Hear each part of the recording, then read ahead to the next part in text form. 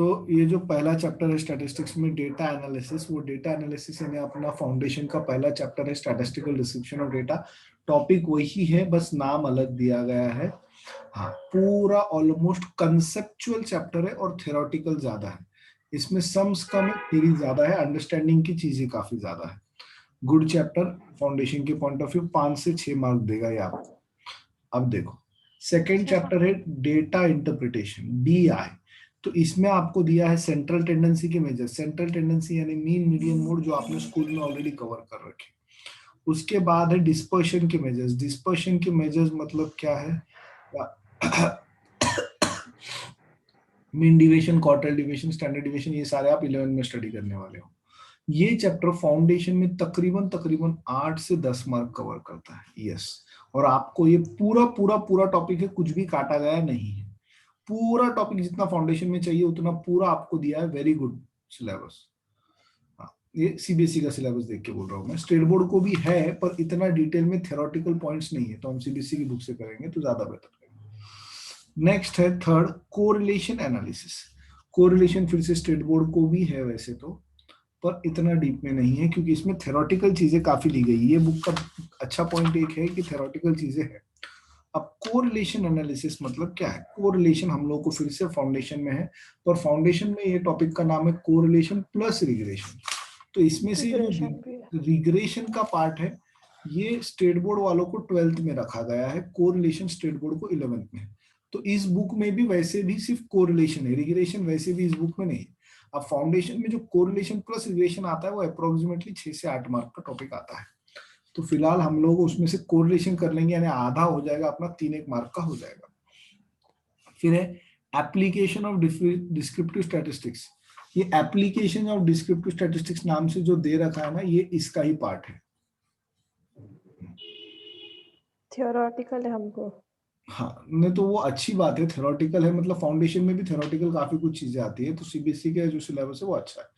हाँ, अब देखो इन शॉर्ट आप फाउंडेशन के हिसाब से अगर सम अप करो, इसको 6 पकड़ो, मान लो इसको 9 पकड़ो, इसको 3 पकड़ो, तो 18 मार्क की तैयारी होगी।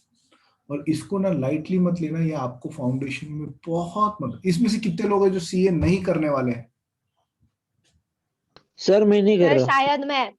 शायद मैं ठीक है, आर्यन एक नहीं है, और मैं शायद नहीं। हाँ ठीक है, आप है पकड़ के चलो अभी। ठीक है, मतलब फिलहाल नहीं करने वाले, ऐसा कंफर्म तो नहीं है ना आपका? तो फिलहाल के लिए हाँ पकड़ के चलो ना, पढ़ना तो है तो अच्छी बात है। तो देखो बाकी सब लोगों को करना है, आप सबको फाउंडेशन के 18 सर मार्क। क्या बोल रहे थे आप? मैं सुनी नहीं।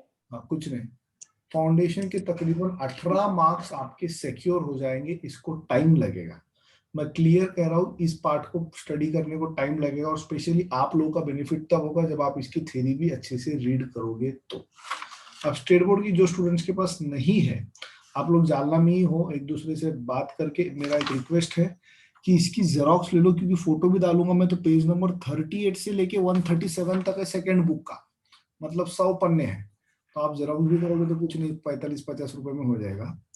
हाँ, 38 से 107 है पेज नंबर, पूरा स्टैटिस्टिक 137, 100 पन्ने हैं।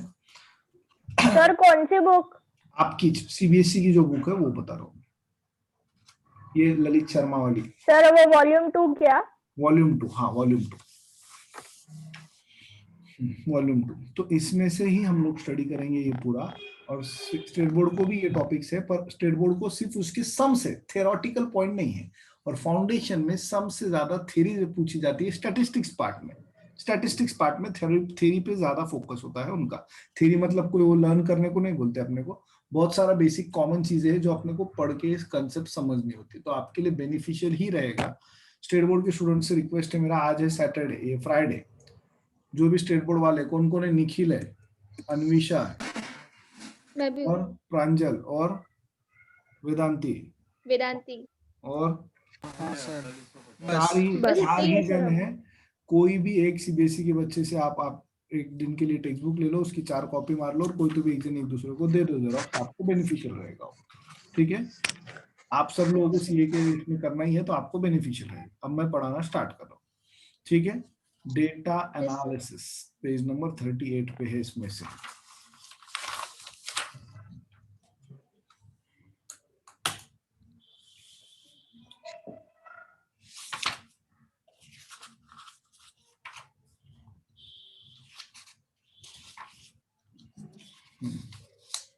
अब काफी लोग मेरे इसमें से मैक्सिमम मतलब मेरे पुराने स्टूडेंट ही है, 9-10 से मेरे से पढ़ते आए, लेकिन मैंने थ्योरी नहीं पढ़ाया हुआ है आप लोगों को कभी, तो अभी थ्योरी पढ़ना सीखो। चलो कैसे पढ़ाते रहते थे थ्योरी वाले टीचर्स, बताओ जरा मुझे। सर थ्योरी यानी क्या? सर वो रीड करवाते हैं और फिर वो समझाते रीड हैं। करवाते हैं और समझाते क्या पैसा बोल? अच्छा, तो फिर अपन भी वैसा करने का। हाँ सर, आप रीड करो। नहीं हम सर, सुनते हैं। सर आपके सर पास आप रीड करो और आप ही समझाओ। अगर मैं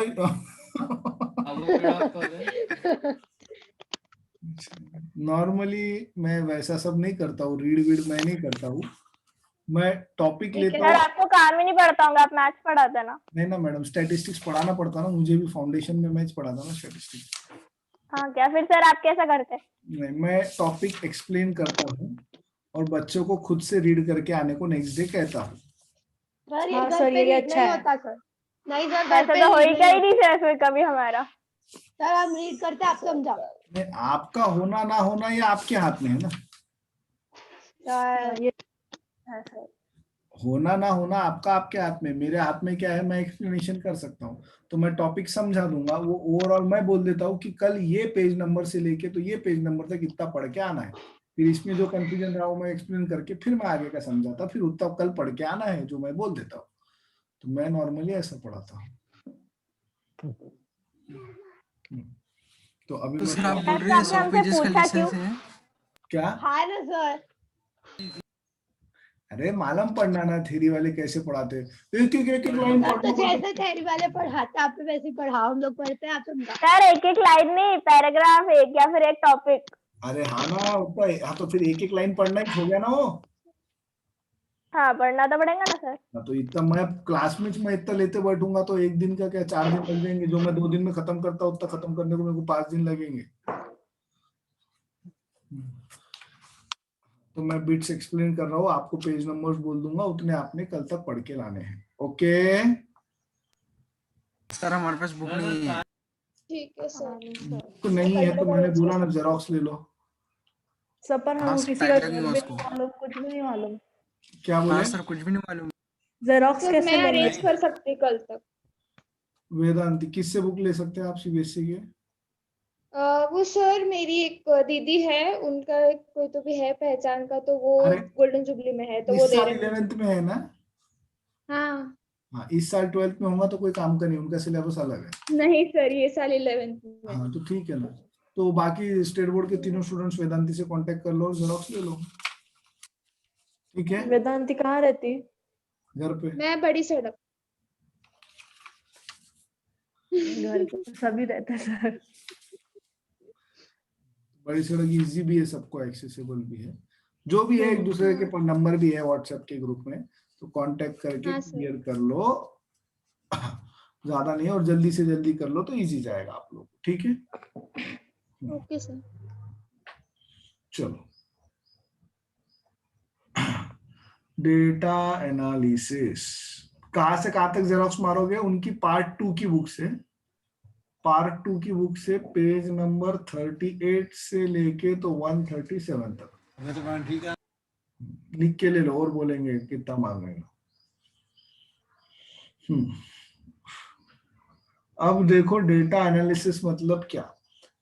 अब रॉ डेटा मतलब क्या, प्राइमरी डेटा। सबसे पहली बात तो भाई डेटा जो है वो 2 टाइप के रहते हैं। हाँ बेसिकली हम लोग डेटा एनालिसिस में स्टडी क्या करने वाले, 3 steps regarding data. What are the 3 basic steps regarding data? सबसे पहला होता है डेटा कलेक्शन। डेटा को क्या करना है, हमें कलेक्ट करना है, data collection. Second step is data analysis. What do you mean by this data analysis? Data को हमें किसी को भी रिप्रेजेंट करने के पहले एक बार एनालाइज करना चाहिए। इसमें बहुत सारी छोटे छोटे काम होते हैं, वेरिफिकेशन होता है, उसके ऊपर कुछ ऐसे चेक पॉइंट्स लगाए जाते हैं, तो ये हम वैलिडेट करते हैं डेटा को एंड सो ऑन। फिर लास्ट और सबसे इंपॉर्टेंट स्टेप होती है डेटा रिप्रेजेंटेशन, और हम लोगों को जो मैक्सिमम टाइम स्टेप दिखाई देती है वो है रिप्रेजेंटेशन। हम लोग डेटा डायरेक्टली रीड करते हैं या ऑब्जर्व करते हैं। पर ये सारी स्टेप्स के बाद ही रिप्रेजेंटेशन हो पाता है। तो पहला कलेक्शन, कलेक्शन मतलब डेटा को हम लोग कलेक्ट करते हैं। तो भाई कलेक्शन में बेसिकली दो तरीके बताए गए हैं, एक है प्राइमरी मेथड है डेटा कलेक्शन का और दूसरा है सेकेंडरी। अब मैंने जैसे आपको बोल दिया मांगो, एक काम करो रे, जैसे अभी जाओ और ये कुछ डेटा आप कलेक्ट करके लाओ। मतलब मैंने बोला चलो वेदांती का रहती बड़ी सड़क पे, वेदांती एक काम करो पूरे बड़ी सड़क का राउंड मारो, छोटा सा है वैसे भी बड़ी सड़क ज्यादा नहीं, अमित होटल का जो कॉर्नर है मुर्गी जिन का, वहां से शुरू करने का और शिवाजी पुतले तक, ठीक है। जितने भी घर है वहां पे जाओ, कलेक्शन करके लाओ कि मुझे चाहिए हर एक घर पे कितने लोग रहते हैं, उसमें से कितने वर्किंग है कितने नॉन वर्किंग है। चलो स्टार्ट करो। चलो वेदांत। सर अगले साल तक मिल जाएंगे आपको। ठीक है, तो अब ये डेटा जो मिलेगा ये है प्राइमरी डेटा। क्यों प्राइमरी डेटा? क्योंकि ये फर्स्ट हैंड कलेक्ट हो रहा है।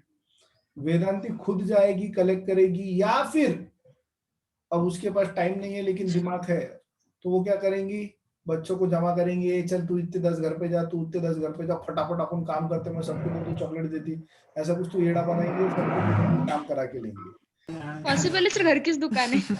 हाँ देखो होशियार है, तो ऐसा सब वो कर सकती है। तो ये, लेकिन कहने का तात्पर्य ये है मेरा कि ये जो भी डेटा है ये फर्स्ट टाइम कलेक्ट हो रहा है। अब चाहे वो मैं कलेक्ट करूं या मेरे ऑन बिहाफ मैंने वेदांती को बोला वो कलेक्ट करे, या उसके ऑन बिहाफ उसने कोई उसके फ्रेंड्स को बोला या एम्प्लॉइज को बोला या टीम को बोला, जो भी है, पर ये डेटा अगर फर्स्ट हैंड डेटा है, फर्स्ट टाइम कलेक्ट हो रहा है, तो उसे हम कहेंगे प्राइमरी डेटा।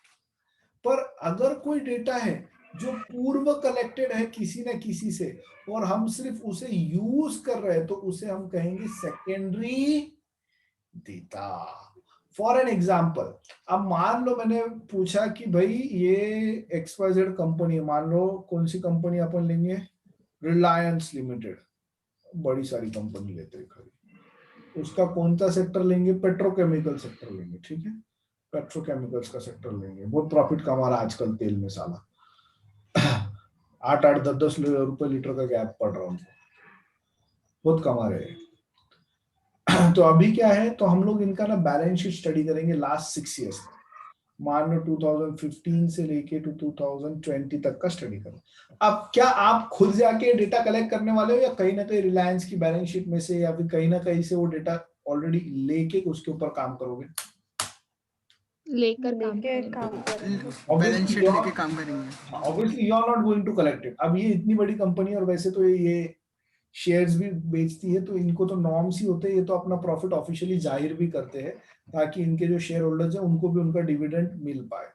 तो ये डेटा मिलना इतना हार्ड नहीं होगा, बहुत सारे ऑफिशियल वेबसाइट्स पे भी मिल जाएगा आपको, ठीक है। रिलायंस की खुद के ऑफिशियल वेबसाइट पे भी अपलोडेड होगा ही होगा, कंपलसरी होता है उनको, तो जो भी आपको डेटा मिल जाएगा। पर आप खुद कलेक्ट कर रहे हो क्या? नहीं, आप यूज कर रहे हो, किसी और ने तो भी उसके ऊपर मेहनत करके ऑलरेडी रखा हुआ है। So this becomes which kind of data? Secondary. तो secondary in simple language is also called as second hand data. ये आपका फर्स्ट हैंड नहीं है। प्राइमरी आपका फर्स्ट हैंड डेटा है क्योंकि आपने पहली बार कलेक्ट किया है। सेकेंडरी किसी और ने कलेक्ट किया हुआ है, आपसे यूज कर रहे हो। फिर प्राइमरी डेटा के टेक्निक से, सेकेंडरी डेटा के टेक्निक से, and so on. So this is the basic summary of data collection. तो भाई डेटा कलेक्शन क्या होता है अब आपको समझ में आया? हाँ sir. Yes sir. Data collect करना, कलेक्ट करने के बेसिकली दो तरीके, प्राइमरी और सेकेंडरी। प्राइमरी मतलब जो पहली बार हो रहा है। अब प्राइमरी में भी सिर्फ खुद जाके डेटा कलेक्ट करना ये एक ही तरीका नहीं है, बहुत सारे अलग अलग तरीके से, वो अपन सब स्टडी करेंगे डिटेल में। और सेकेंडरी मतलब किसी ने तो भी कलेक्ट किया हुआ, हम सिर्फ उसको यूज कर रहे हैं, ठीक है। अब कुछ और डेटा के बारे में बारीकी से कुछ छोटी छोटी मोटी मोटी बातें हम जान लेते हैं। हाँ, पर इस बुक में जो फोकस किया गया है वो रिप्रेजेंटेशन पे ही ज्यादा है, कलेक्शन पे इतना ज्यादा नहीं है, ठीक है। फिर भी एक बार मुझे भी पढ़ना ही पड़ेगा ना, पहली बार ही है। चलो सब लोग ध्यान दो, मैं पढ़ लेता हूँ। Raw data, raw data is also known as the primary data, or raw data is also known as primary data. Is a data collected from a source, for example numbers, figures, instruments, readings, etc. Raw data is not the processed data. Obviously ये सिर्फ collect किया हुआ है, इसके ऊपर कोई analysis नहीं हुआ है और उसको कुछ सॉर्ट नहीं किया गया है। नॉर्मली एनालिसिस की स्टेप में क्या करते हैं, हम डेटा को सॉर्ट करते हैं। अब जैसे कई बार क्या होता है, डेटा की ना अलग अलग तरीके से क्लासिफिकेशन यानी सॉर्टिंग होती है। क्लासिफिकेशन मतलब क्या, हम लोग डेटा को कई बार ज्योग्राफीज के हिसाब से क्लासिफाई करते हैं।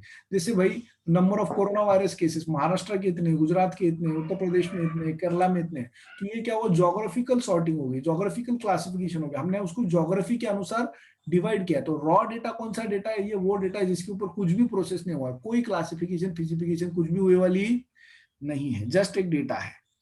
For example, if a scientist sets up computerized thermometer which records the temperature of the chemical mixture in the test tube every minute.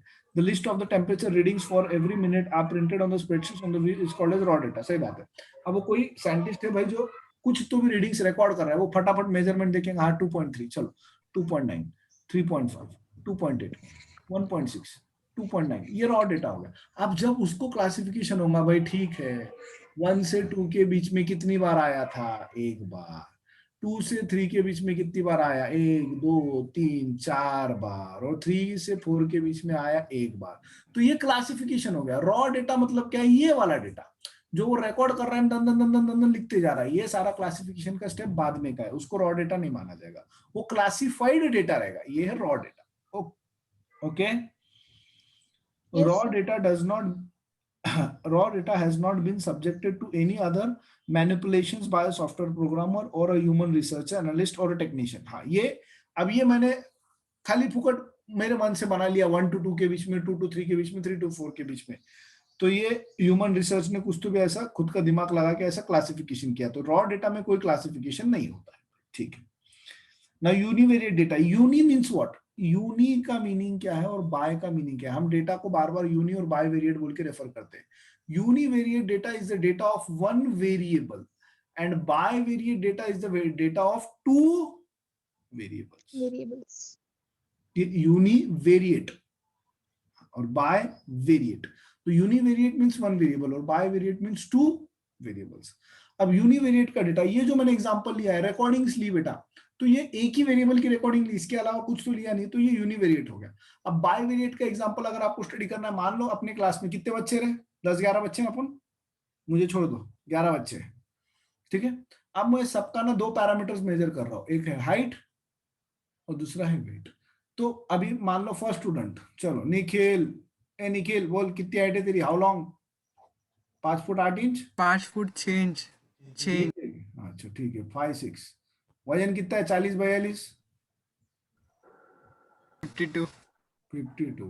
हाँ चल नेक्स्ट कौन है, हाँ चलो आर्या, सेजल बोलो।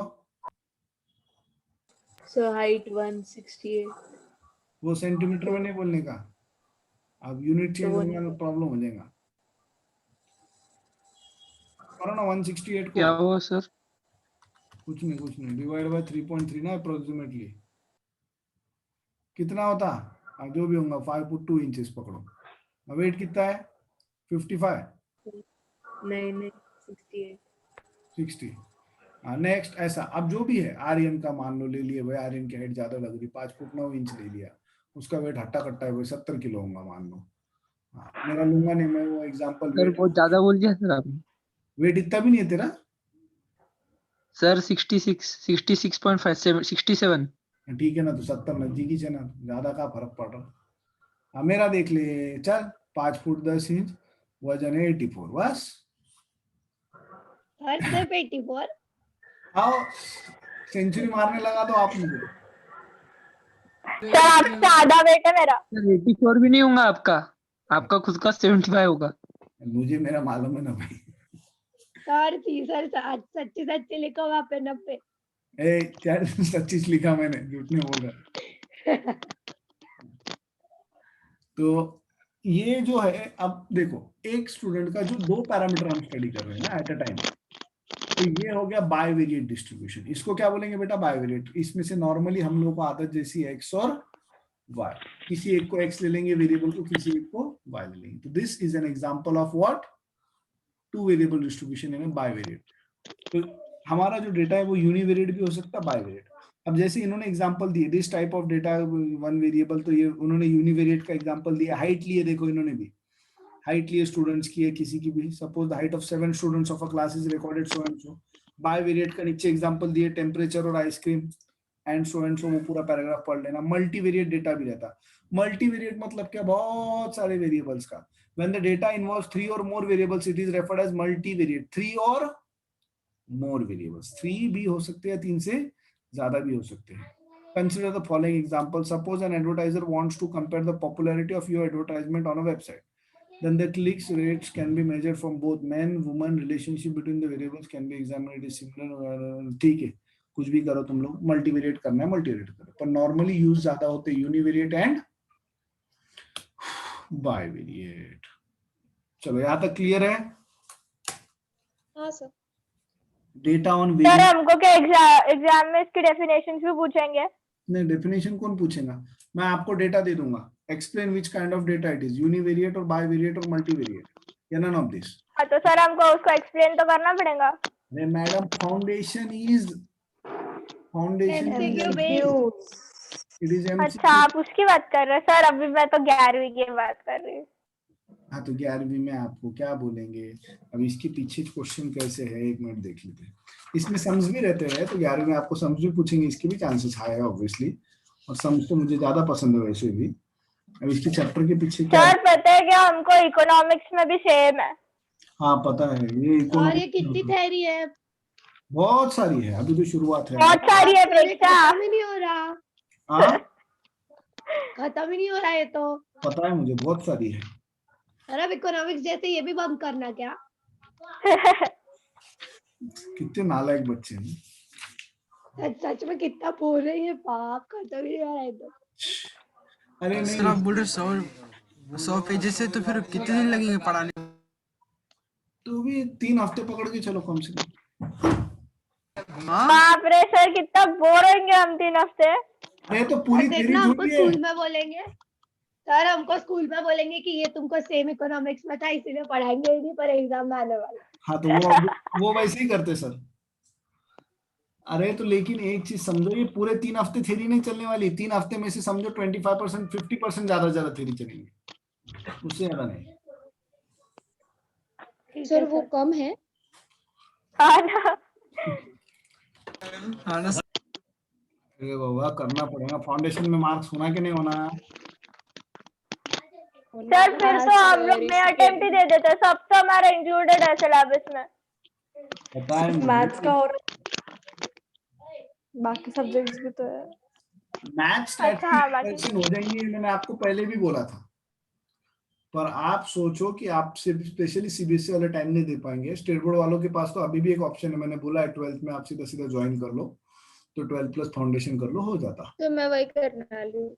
हाँ ज्यादा दिमाग लगाओ मत, 12th में ज्वाइन कर लो, 12 प्लस फाउंडेशन हो जाता, आपका में अटेम्प्ट हो जाएगा प्रिपेयर अच्छे से। स्टेट बोर्ड वालों के पास सर मतलब वो लोग क्या करेंगे 12th में सीबीएसई ज्वाइन करके में अटेम्प्ट देंगे? सीबीएसई नहीं, स्टेट बोर्ड में नहीं। देंगे, इंटेलेक्ट में या फिर ऐसे कोई क्लास में जहाँ पे 12th प्लस फाउंडेशन पढ़ाया जाता है। जैसे मैं इंटेलेक्ट में पढ़ाता हूँ, 12th प्लस फाउंडेशन हम लोग पढ़ाते हैं। हम लोग 11th में 11th ही पढ़ाते हैं। अभी मैं खुद 11th ही पढ़ा रहा हूँ उनको, मेरा 11th का सिलेबस ऑलमोस्ट होने आया है वहाँ पे। तो अभी 11th का खत्म हो गया है, तो हम लोग 12th शुरू करेंगे, तो 12th के साथ साथ हम लोग फाउंडेशन भी पढ़ाना स्टार्ट कर देते हैं। तो कब तक चालू हो रहा, आप बोलने वाले थे ना? अभी एग्जैक्टली डेट नहीं डिसाइड किया, तो भी 15 जनवरी के आसपास होगा। तो भी आप लोग ऑफिस में बात करके रख लो ना एक बार। जान दो सर, हम तो नवंबर अटेम्प्ट ही दे देंगे। तो हम लोग तो फाउंडेशन का क्रैश कोर्स कब चालू होता है आप लोगों के यहाँ? 12th की एग्जाम के बाद, नॉर्मली 1 अप्रैल।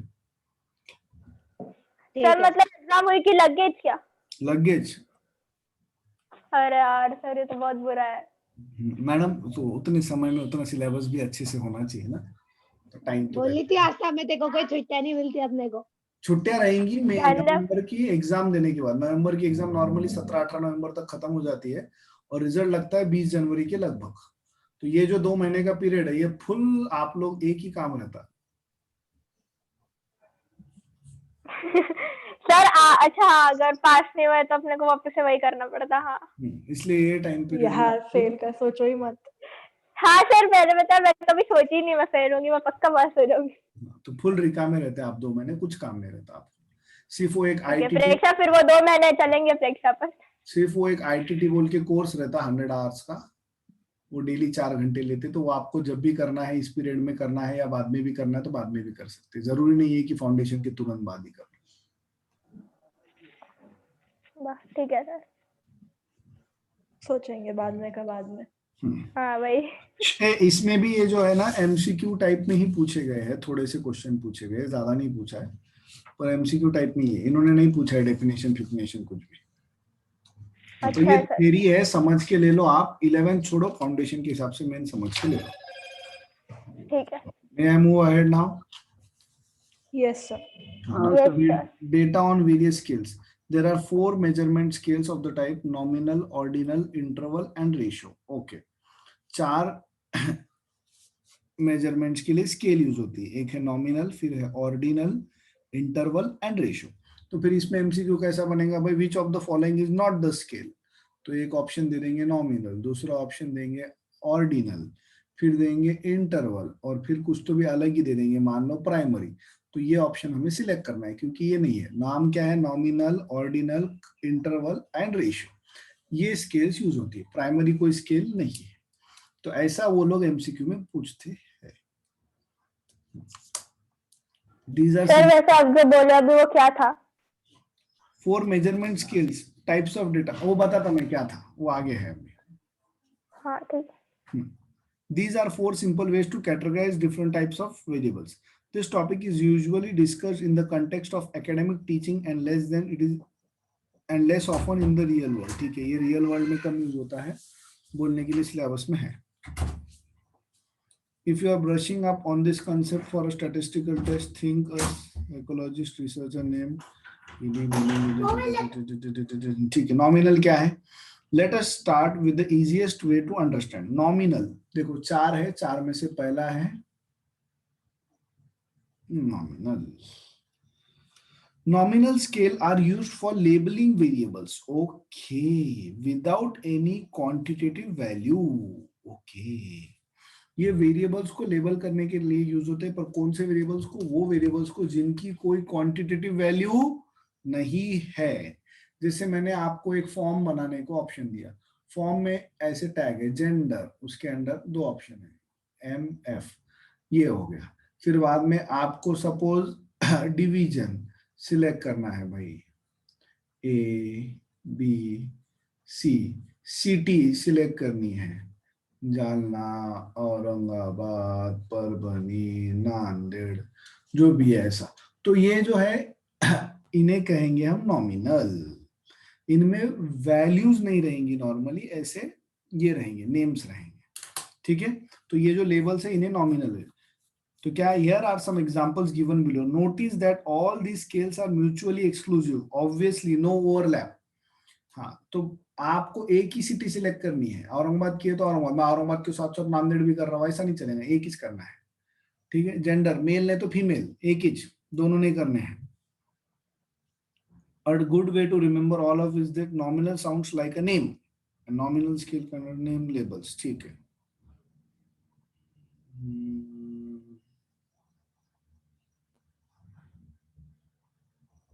बाप रे क्या लिखे? A subtype of nominal scale with only 2 categories, that is male and female, is called a dichotomous. ये तो नहीं है, फाउंडेशन में भी नहीं पढ़ा मैंने ये वर्ड। अगर सिर्फ 2 ऑप्शन है तो उनका कहना है इसको डाइकोटोमस बोलो, और कुछ तो भी बोले उन्होंने इंग्लिश में, आगे पढ़ो जरा, किसके पास बुक है? सर मैं पढ़ती, if you are a student you can use that to impress your teacher. अब जैसे मैंने बोला, मैं खुद पहली बार सुन रहा है, ऑब्वियसली डाइकोटोमस, यानी सिर्फ 2 ऑप्शन है तो डाइकोटोमस। सर क्या कुछ भी लिखते हैं बुक वाले sir? Ordinal, with ordinal scale it is the order of the values is what's important and significant, but the difference between each one is not really known. Take a look at the example below. In each case, that is #4, it is better than #3A, or how much better? For example, if the difference between OK and hash. ठीक है, ये normally rating लेने के लिए जो होता है ना, ऑर्डिनल, नॉमिनल तो आपको समझ गया। सेकंड क्या है? ऑर्डिनल। ये नहीं क्या रेटिंग लेने के लिए डालते हैं अपने को ऑप्शंस, देखे क्या कभी? हाँ सर। हाँ सर। फीडबैक फॉर्म में, हाँ फीडबैक में रेटिंग लेने के लिए। एक नंबर, नॉट हैप्पी, वो कुछ तो भी फेस बनाते ना ऐसी स्माइली। हाँ हाँ सर। हमें ड्राइंग थोड़ी ज्यादा अच्छी इसलिए अच्छा आएंगे, समझ जाना तुम लोग। तो एकदम मस्त खुश रह रहा आदमी एंड सो। अरे इमेजिन करना पड़ता है ऐसा थोड़ा बहुत। आप हाँ सर। सर इसके अंदर भी नंबर्स नहीं आएंगे क्या? आ सकते हैं, इसमें कोई इशू नहीं। अब नॉर्मली नंबर्स भी रहते ना। 1 स्टार दिया मैंने तो I am not happy, 2 star okay, 3 star चलो भाई गुड दे देता, 4 star very good, 5 star the best. तो इसमें नॉर्मली नंबर्स देते हैं। हाँ, ये काय में है? ऑर्डिनल। नेक्स्ट है इंटरवल। ठीक है, अब interval, these are numerical scales. Interval नाम से समझता है ये इंटरवल रहेगा, यानी वैल्यूज की रेंज रहेगी। Normally numerical scales in which we know not only the order but also the exact difference between the values. Okay, the classical example of an interval scale is Celsius degree temperature because the difference between each value is same. Okay, 60 and 50, 10 का difference है, 70 80, 10 का उत्तर तो समझता रहे। चल, time is another good example. ठीक है, interval scales are nice because statistical analysis. ठीक है, देखो स्टैटिस्टिक्स को ऑब्वियसली लेना देना किससे रहता मालूम है क्या? नंबर से। स्टैटिस्टिक्स हमेशा खूब रहेगा, खुश रहेगा जब भी आप आंकड़ों में बात करोगे तो इंटरवल से वो खुश रहता है। क्यों? क्योंकि वो आंकड़ों में क्लियर वैल्यू देता है। तो इसका एक बार आप पढ़ लेना जो भी है। लास्ट है रेशो। रेशो क्या है? The scales are not the ultimate nirvana. क्या लिखे, हिंदी के इंग्लिश है? The scales are the ultimate nirvana. Sir Hindi है वो। हाँ ना, nirvana when it comes to the measurement scales because they tell us about the order, they tell us the exact value between units, and they also have an absolute zero which follows a wide range of both descriptive and inferential statistics to be applied. At the risk of repeating myself, everything above below interval data applies to ratio scale, plus ratio scales have a clear definition of zero. Okay, उनका कहना है ratio में अभी तक का सब कुछ है प्लस उसमें जीरो भी है। Good example of ratio variables include height and weight. Okay, ratio scales provide a wealth of possibilities when it comes to statistical analysis.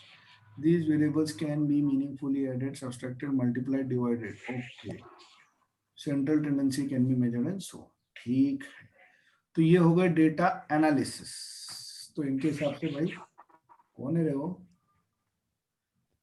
तो इन्होंने 4 तरीके की बताई है, nominal, ordinal, interval and ratio. तो इतना आप लोग पढ़ के आओगे कल के लेक्चर के पहले। ये है पेज सर नंबर। एक बार शॉर्ट में सब बता दो ना वापस से, मेरे को कुछ नहीं समझा।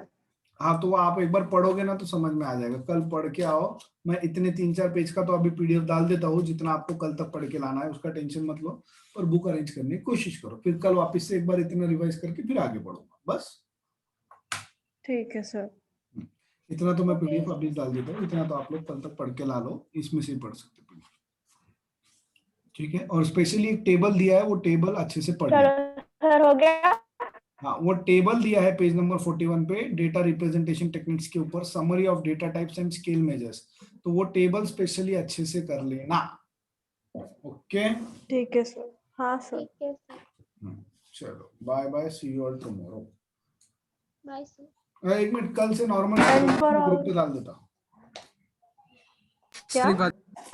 कल से ये टाइमिंग नहीं, जो पहले था वो क्या था, 12 से 1 और 10 से 11 था ना?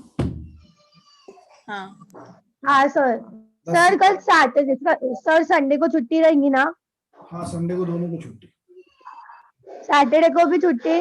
नहीं कुछ नहीं, सैटरडे कल। सर सिर्फ सीबीएसई वाले लेक्चर को तो छुट्टी दो। क्यों चाहिए?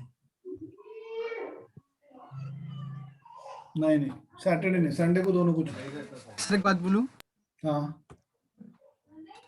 आप थियरी सब्जेक्ट भी चालू कर दो पढ़ाना। नको इससे इतना ही पढ़ा पाया मैं तो बस। सर एंड फॉर ऑल मत। हाँ कर दो। सर मत करो, ऐसा बोल रही मैं। अच्छा एक मिनट रुको, ये पॉज स्टॉप रिकॉर्डिंग क्या है?